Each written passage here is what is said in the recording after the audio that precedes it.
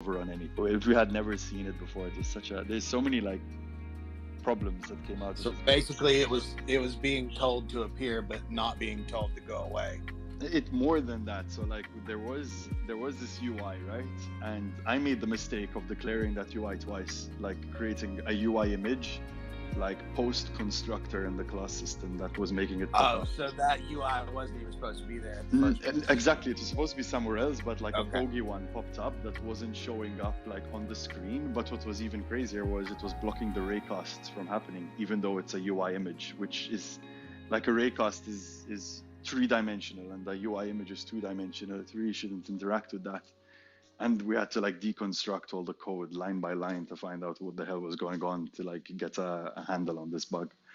And that's just one out of like, we had so many issues like going through it. But we're nearly there. There's over like 1,000 assets and entities in it, and we had to like shrink all of those into GLTF shapes as well, because 2 weeks ago they changed the deployment limit for a scene to 200 megabytes max, and this property is larger than 20 parcels, so like we're beyond that limit. A bunch of shit like that, basically, that made me lose sleep, but I digress. I've complained enough. It's a nice day nonetheless. Things to be grateful for. 2023 is ahead, and we have lots of like things to be excited for, I think, as well. Well, congratulations and thank you for working on that.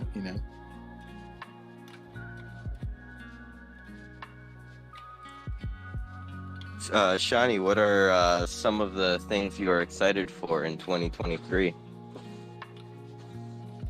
Sleep, for starters. We have Kenya coming this month, which is really exciting. So I'm really excited to get Operation Population in full swing.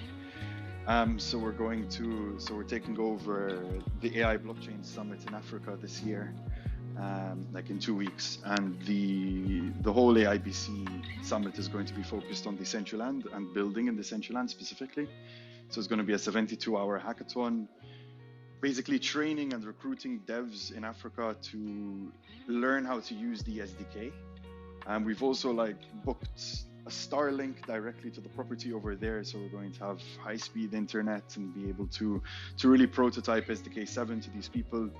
And then afterwards, we're spending 10 days over there. We're going to the university. We're taking the Starlink there. We're donating it to a digital nomad site over there and establishing a Decentraland hacker house.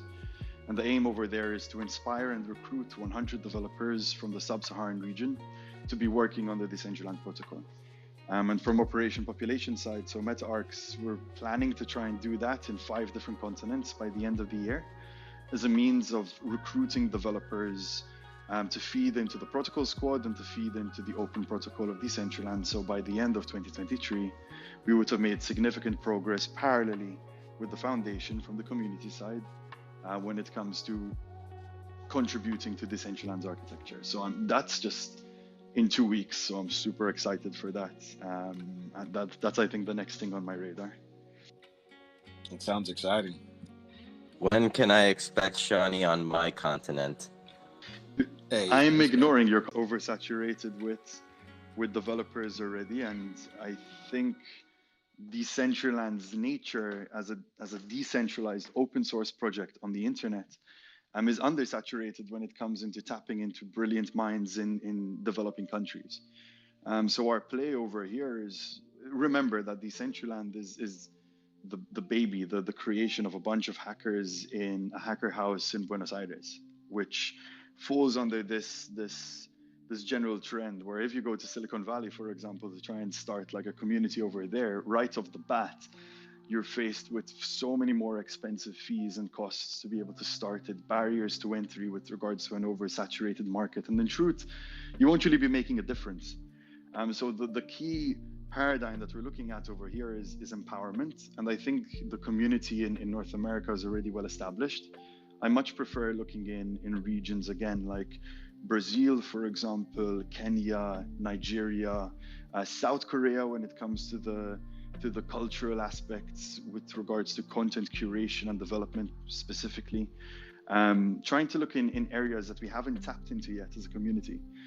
ones where a language barrier wouldn't be an issue, but at the same time, there's a clear community of developers and software engineers over there, but at the same time, lack of opportunities, especially on the decentralized front, with regards to just people focusing attention on these regions. So I don't feel I think the returns of going to Kenya are so much greater than going to Miami.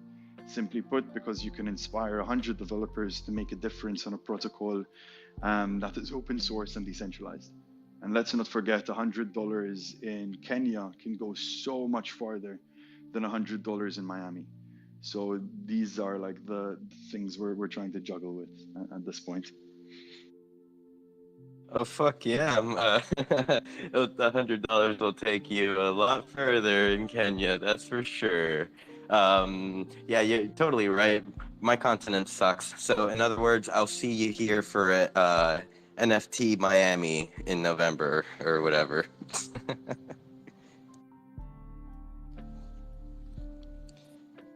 Thank you, Shani. Tank Poco, I believe you had something to share with all of us today. I did. I wanted to talk a little bit about Metaverse Fashion Week. It is coming up March 28th to 31st.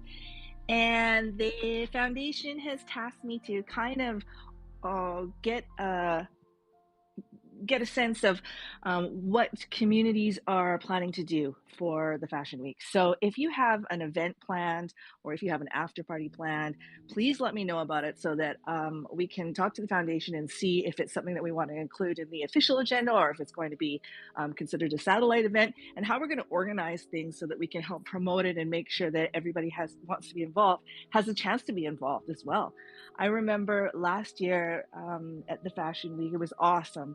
But I did feel like, and I know a lot of you agree, that the community was kind of in the dark about a lot of stuff.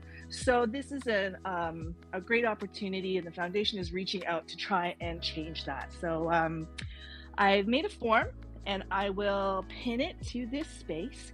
And then hopefully, Sin, you'll let me maybe make a channel in the CBD just so I can put this form there. I know that it seems like it's still far away, and we're probably not even close to planning this stuff yet. But if you're interested, and when you do, put the information on the form so that I can get a hold of you and we can talk about how to promote this.